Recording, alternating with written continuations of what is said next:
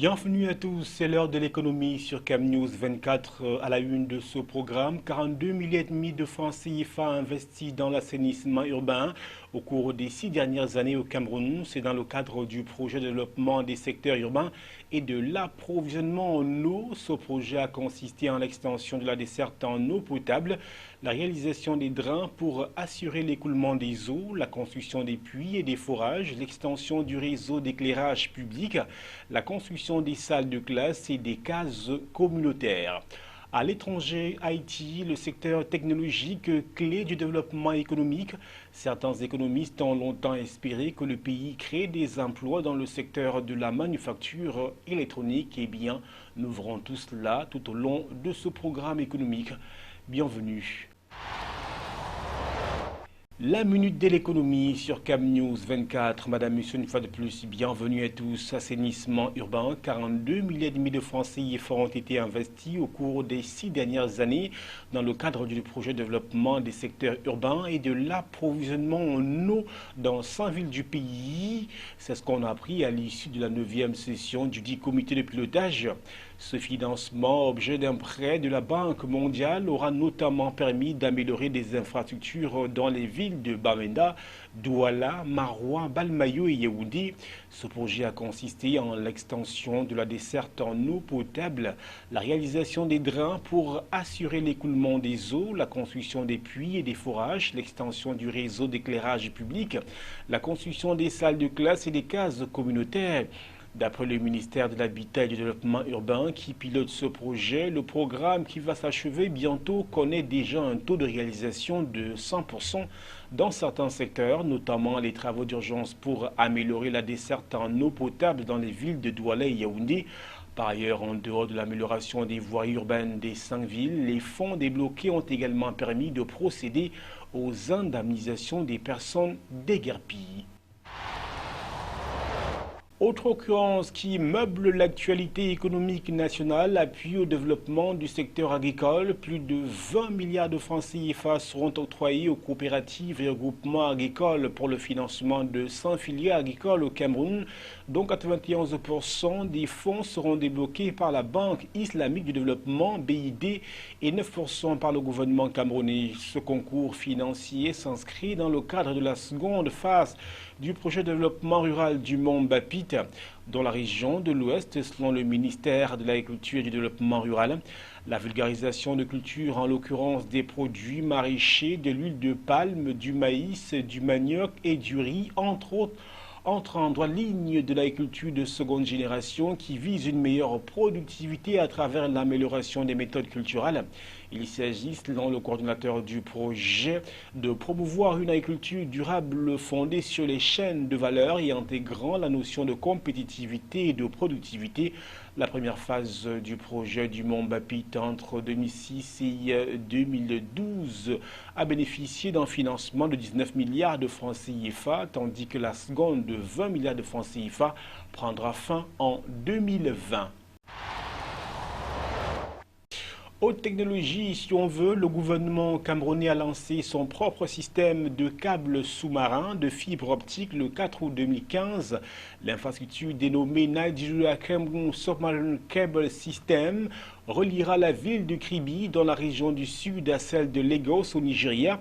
Au cours de la cérémonie marquant le lancement du chantier d'installation de cette infrastructure télécom, Jean-Pierre Béthibier-Sam, le ministre des Postes et Télécommunications, a expliqué que l'initiative répond à la volonté du gouvernement camerounais de fournir aux populations des services de qualité à des prix abordables. L'infrastructure, qui mesurera près de 1100 km, devrait être achevée d'ici la fin de l'année. Il délivrera une capacité large bande de 12,8 terabits entre les deux pays, selon Jean-Pierre Béthibier-Sam. Eh bien, cette initiative fait partie du plan stratégique de réalisation du réseau national à la large bande entamé depuis 2011 par le Cameroun. La mise en œuvre de ce réseau va permettre d'améliorer de façon significative le développement de l'e-gouvernement, l'e-commerce, l'e-éducation et l'e-santé. Développement Parlons des interventions, notamment de celle de la BAD, de la Banque africaine de développement au Cameroun, jugée moyennement satisfaisante. C'est selon le dernier rapport d'évaluation indépendant du développement de la Banque africaine de développement pour le pays. Dans cette étude portant sur la période 2004-2013, les résultats des interventions de cette institution ont été jugés moyennement satisfaisants dans l'ensemble, la plupart des résultats attendus étant devenus des réalités dans les infrastructures, mais pas dans la gouvernance. D'après l'IDEV, la performance du portefeuille du Cameroun s'est améliorée avec une note globale passant de 1,8 en 2007 à 2,4 en 2014 et l'âge moyen des projets qui était à 100,4 ans en 2007 est descendu à 3 en fin 2012 et 3,2 ans en fin 2013. La Banque africaine de développement BAD pointe cependant des problèmes majeurs, source de retard de la quasi-totalité des projets, mise en place des fonds de contrepartie, indemnisation des populations déplacées dans les projets routiers, passation des marchés, faible capacité de certaines cellules d'exécution et entreprises prestataires. Le rythme d'avancement des projets financiers par la banque dans le secteur public est lent à cause de problèmes génériques d'une appropriation insuffisante dans certains secteurs, de difficultés de gestion de certains projets, de la lourdeur de certains comités de pilotage et des lacunes en matière de suivi et évaluation.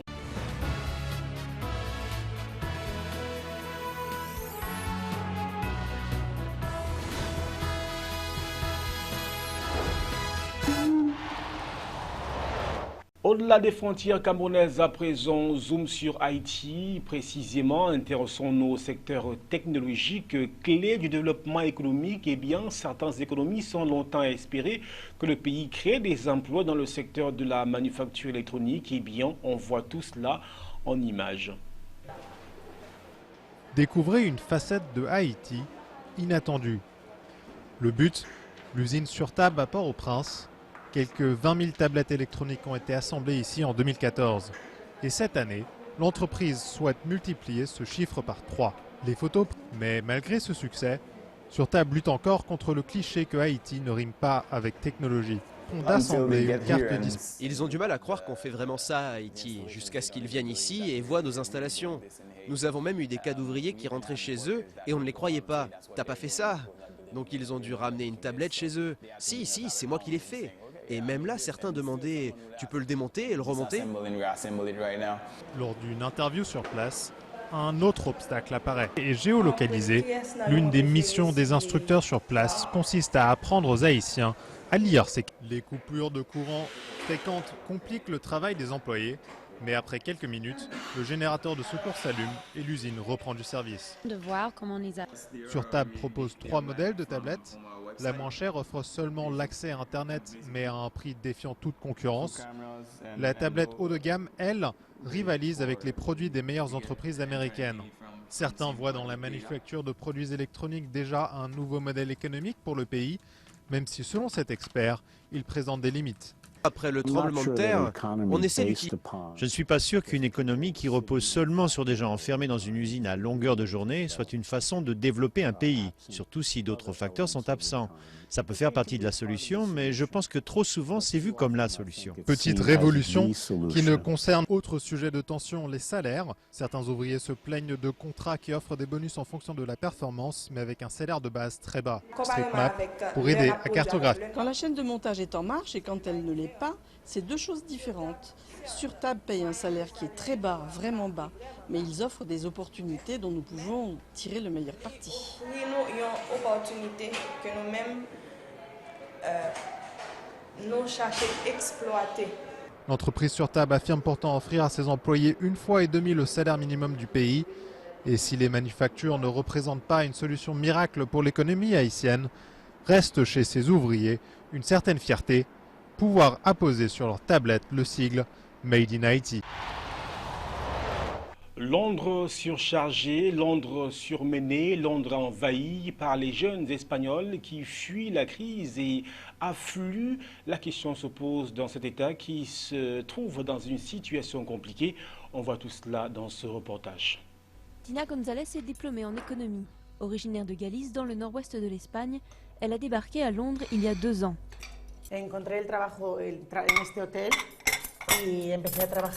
J'ai trouvé un boulot dans cet hôtel et j'ai commencé à travailler ici. J'ai d'abord nettoyé les chambres et maintenant je travaille uniquement en cuisine. C'est ce que je préfère, c'est le plus pratique pour moi, étant donné que je ne peux pas bosser dans mon secteur. Et plusieurs après-midi par semaine, elle fait du babysitting pour gagner suffisamment sa vie. Pourtant, Dina est enchantée d'être partie. En Espagne, elle a travaillé pour une entreprise qui ne la payait plus et elle a passé 2 mois au chômage à envoyer quantité de CV sans recevoir de réponse. Plus de 54% des jeunes Espagnols sont au chômage. Beaucoup décident donc de partir tenter leur chance ailleurs, même si cela signifie partir de zéro. Comme Ulises, dessinateur de bande dessinée, arrivé à Londres il y a 6 mois. Avec la crise, ça s'est aggravé. Les premières coupes budgétaires ont touché la culture, la santé, l'éducation, et je pense qu'il y a un problème en général en Espagne. La culture n'y est pas valorisée, alors qu'ici à Londres, le secteur culturel est très soutenu, encouragé. Je pense que Londres est une orange qui peut toujours être pressée. Nous espérons rester aussi longtemps que possible.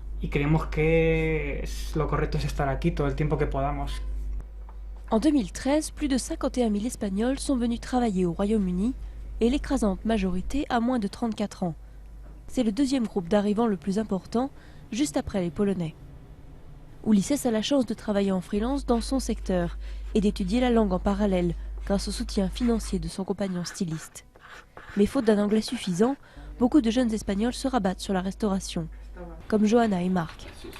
Comme j'avais quelques bases en anglais, je me suis dit que j'allais venir ici pour l'améliorer et avoir plus d'opportunités professionnelles dans mon domaine quand je rentrerai.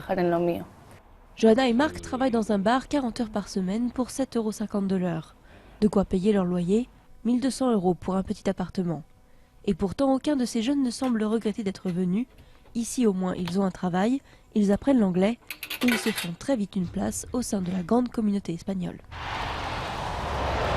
Place à présent au chiffre du jour. Il est de 42,5 milliards ou alors 42,5 milliards de francs CFA. C'est le montant des investissements dans le secteur de l'assainissement urbain durant les 6 dernières années au Cameroun. Avant de clore ce programme économique, le rappel de ses principales articulations, 42,5 milliards de francs CFA investis dans l'assainissement urbain au cours des 6 dernières années au Cameroun. C'est dans le cadre du projet de développement des secteurs urbains et de l'approvisionnement en eau.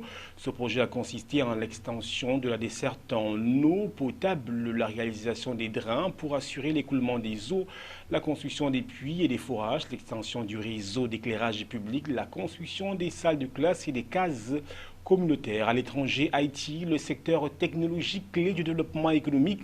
Certains économistes ont longtemps espéré que le pays crée des emplois dans le secteur de la manufacture électronique. Et bien, nous avons vu que cela se fait dans ce pays. Merci à toutes les équipes techniques réunies autour de Yves Anselme Tadioufo et Romy Aliachen. Merci à vous qui nous regardez chez vous, de votre voiture ou partout ailleurs. Au revoir.